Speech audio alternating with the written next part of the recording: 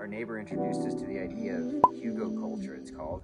And looking it up, you don't really need to do a whole heck of a lot to caliche soil to make it fertile enough to grow, to be viable soil. So what we're gonna do is, I'm basically taking all the scraps. I don't know if you can see it. Yeah, you can see it right here. Basically, I have a couple of brush piles here and here. And we're taking the scraps from those brush piles and we're going to break them all down and cover it with caliche.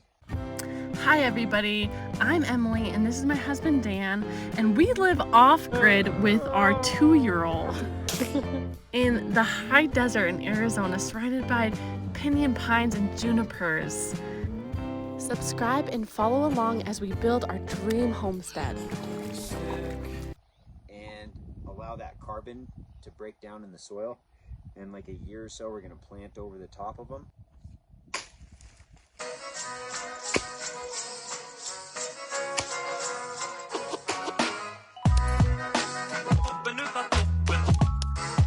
Why not just get a wood chipper? The same reason I don't have a microphone or anything like that, you know? We're kind of bare bones, man. We didn't come out here with the nest egg or a bunch of money. We're rather humble paupers of the land.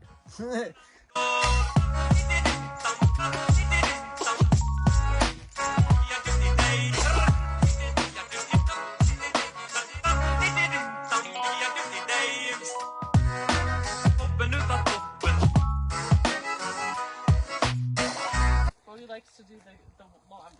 He's helping. Yes. Good job, buddy. But here we go. They're doing that. And then you want to come check it out, Emily? See the progress? Yeah, let's go, boy. Oh, good job. You fill that water up and we'll be back over. Okay, thank you, Bodie.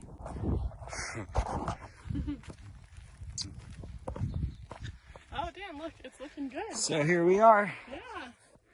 I don't know if you could tell, it probably doesn't look like anything until I explain it. But I've been downing branches and stuff like that. They And have to be kind of a little bit smaller, like kind of like little pieces. I mean, the ideal is to chip them up and like wood chips. So like I tried to do my best with an axe, and you don't have to. I was looking at it online. You don't have to chip it up. I mean, wood's gonna break down. It's just gonna not be quite as quick.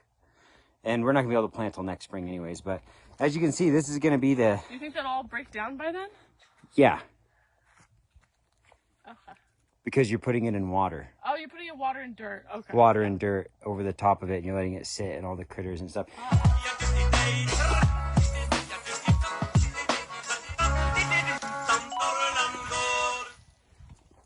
Yeah, it doesn't have to be fully broken down, but this is going to be the location of our garden bed. One of our garden beds. We're going to do one here, and we're going to break this sucker down into our site for garden number 2. This is where we're going to do the site for our next garden. It's going to be right here. As you can see, this one has some protection from the afternoon sun, so all these trees.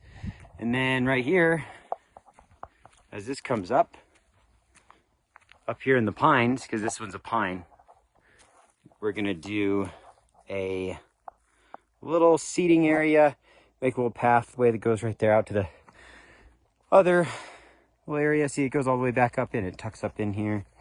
Nice little spot to hang out, dude, with some shade from the trees. So as y'all know, I'm digging this pit here for a geothermal greenhouse in the long term. But honestly, I feel like that's just gonna be like a fun project, if that makes sense. Like, I don't want this to sustain me because it's not very sustainable in the long term.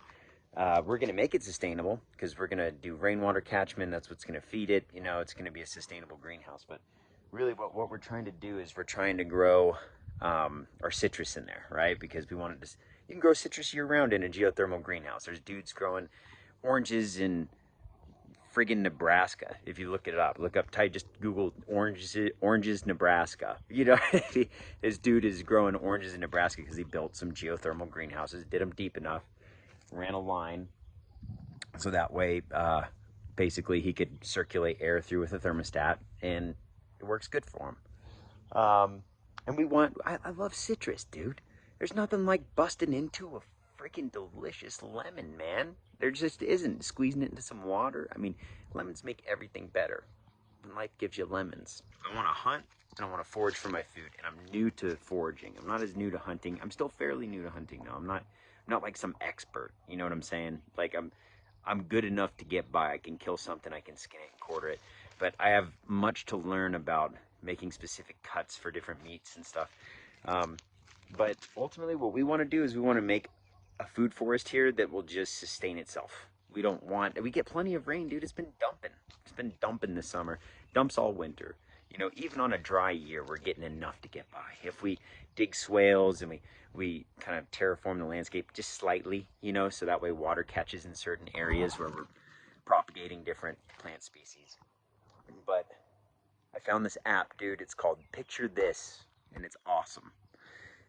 If you look up, just type in plant identification. It's a free app, or I think it's like $1.99 a month or some crap like that. Something super cheap, dude. Worth it, dude. Worth every damn penny, dude. I would pay like $10 a month for that thing, but I think I paid like $30 for a year, right?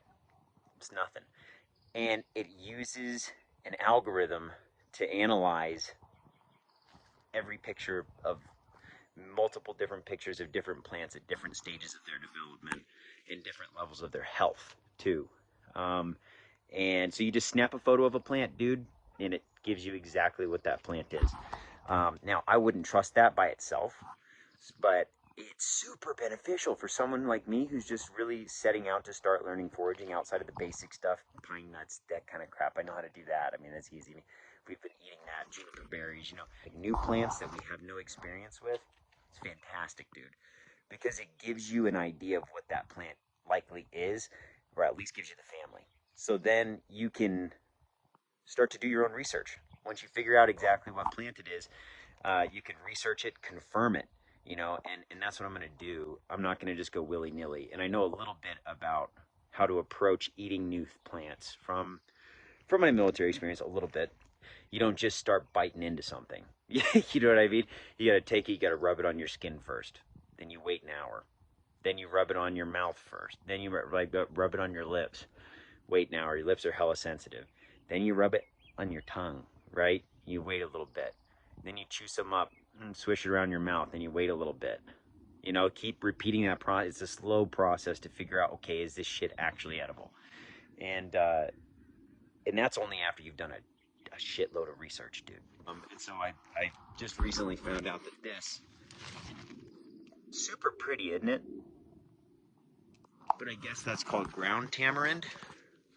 And so I'm going to give it a go. And I'm going to start researching that. That's going to be one of my first steps, because that shit's growing everywhere. Like, I'm just looking at the most, what's the shit that just grows abundantly, dude? And is it tasty? You know what I mean? Like we got thistles. We got tons of thistles here. Thistles are super tasty. Like celery. It's like celery, dude. What I'm wondering is if we're going to get some mushrooms growing up here, because we're about to get into a thick season. We've been in a thick season of a lot of rain. And I'm wondering if there's not going to be some mushrooms that start popping up around here on the land, because we've got a lot of down branches and down trees.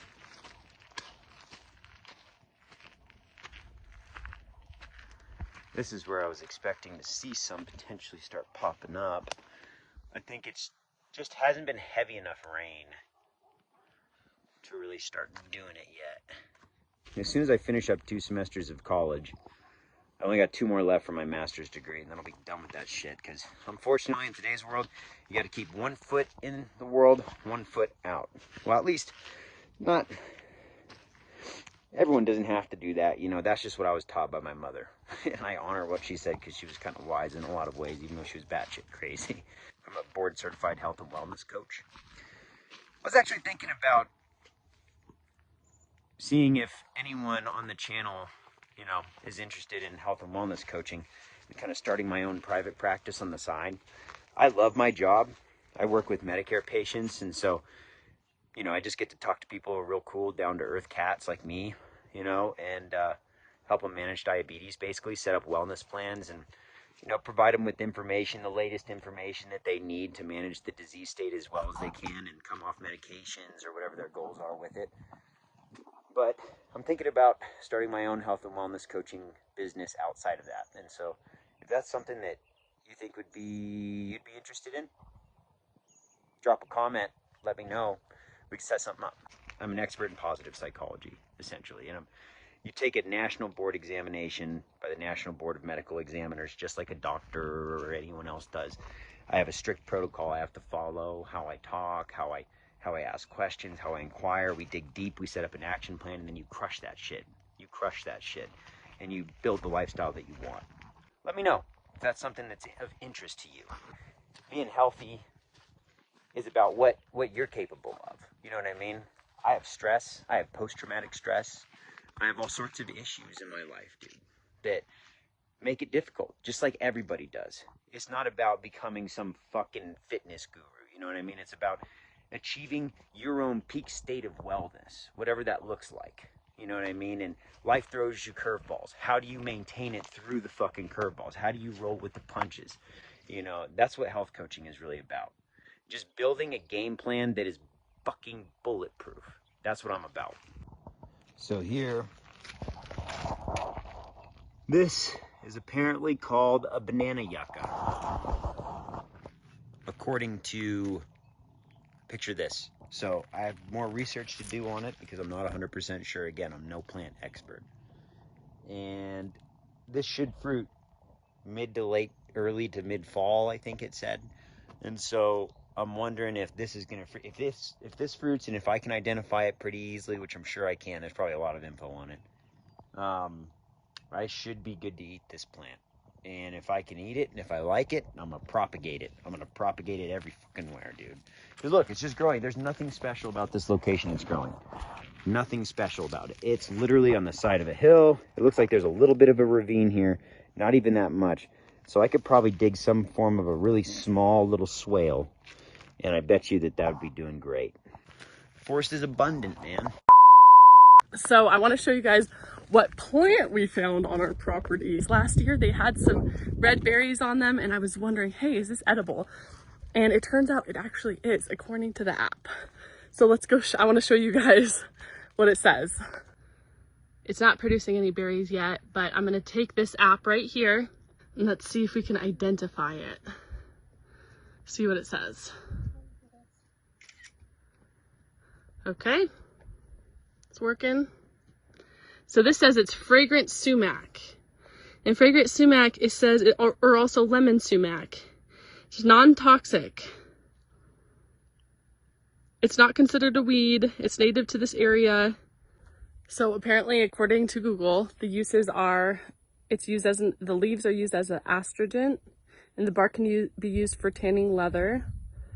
Because it has a high tannin content. Tribes used it for various illnesses and health problems. Leaves mixed with tobacco were used as a smoking mixture. That's cool. Well, it says they're edible berries. And I also found on here, it said that they can kind of taste like lemonade. It'll be interesting to see when they're ready. We'll show you guys what they look like. We'll try them. Yeah, it's pretty cool. We also found wax currants, which are also produce an edible berry. And honestly, I'm seeing a lot of these bushes pop up this year. So we actually have, from what I've seen, I think maybe 4 big berry bushes, the fragrant sumac berry bushes, and then a few of the wax currants.